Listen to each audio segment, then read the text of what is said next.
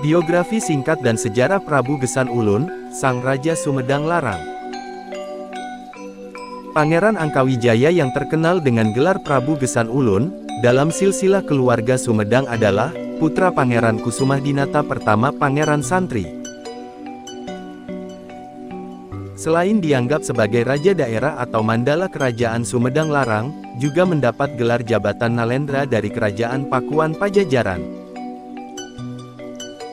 Pangeran Angkawijaya kelak bergelar Prabu Gesan Ulun, lahir pada tanggal 3 bagian terang bulan Srawana tahun 1480 Saka, atau tanggal 19 Juli tahun 1558. Pangeran Angkawijaya dijadikan titik tolak urutan para keturunan Sumedang, serta diposisikan sebagai bupati pertama, walaupun istilah bupati belum dikenal pada waktu itu. Mulailah urutan para penguasa, atau bupati yang memerintah Sumedang secara turun-menurun. Dimulai dari pewarisan kekuasaan kerajaan kepada salah satu putranya yang bernama Prabu Gesan Ulun atau Pangeran Kusumadinata kedua, dan bergelar Nalendra yang memerintah dari tahun 1578, sampai tahun 1610 Masehi. Pada masa pemerintahannya datang menghadap, untuk mengabdi serombongan orang yang dipimpin oleh 4 Kandaga Lante. Bangsawan atau abdi raja setingkat bupati, dari Pakuan Pajajaran yang telah hancur diserang Kesultanan Banten. Kedatangannya selain melaporkan bahwa Pajajaran telah bubar, juga meminta agar Prabu Gesan Ulun meneruskan kepemimpinan Pakuan Pajajaran. Diserahkanlah mahkota emas milik Raja Pakuan Pajajaran, yang bernama Mahkota Binokasi, berikut perhiasan serta atribut kebesaran lainnya. Sebagai bentuk pernyataan bahwa Kerajaan Sumedang Larang, telah ditetapkan sebagai penerus kekuasaan Pakuan Pajajaran. Keempat Kandaga Lante tersebut adalah Batara Sanghyang Hawu, atau lebih dikenal sebagai Eyang atau Mbah Jaya Perkasa. Batara Pancar Buana atau Terong Peot. Batara Dipati Wiradijaya atau Nangganan. Batara Sanghyang Kondang Hapa.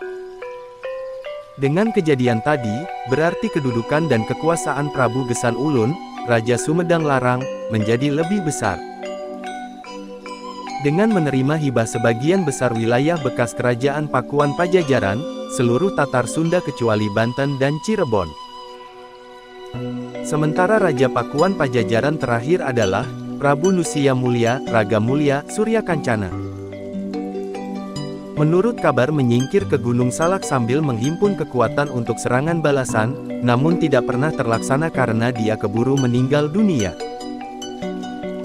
Walaupun telah menerima wilayah kekuasaan dari bekas Kerajaan Pakuan Pajajaran, sulit bagi dia untuk mengembangkan kekuasaannya karena posisi Kerajaan Sumedang Larang terjepit di antara dua kekuatan besar kerajaan, yaitu Kesultanan Banten dan Kesultanan Cirebon, yang sama-sama mengincar wilayah bekas Pakuan Pajajaran.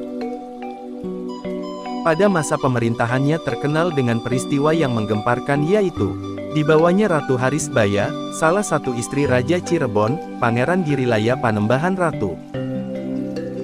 Pada saat Prabu Gesan Ulun berkunjung ke Keraton Cirebon, sekembalinya dari Kerajaan Demak dalam rangka memperdalam agama Islam, terjadi penyerbuan Cirebon yang mengakibatkan dia terpaksa menyingkir ke Daya Luhur, bersama Ratu Harisbaya serta sebagian kecil rakyat dan pengikutnya.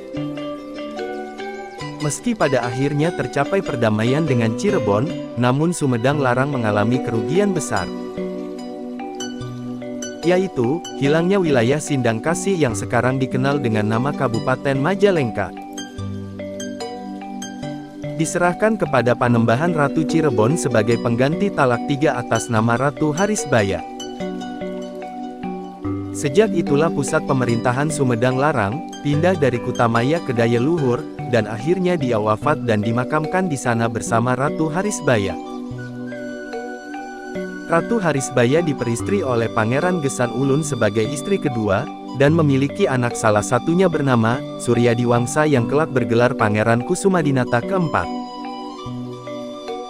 Sementara dari istri pertama yang bernama Nyai Mas Cukang Gedengwaru, memiliki anak salah satunya bernama Rangga Gede, dan diberi gelar Pangeran Kusumadinata ketiga.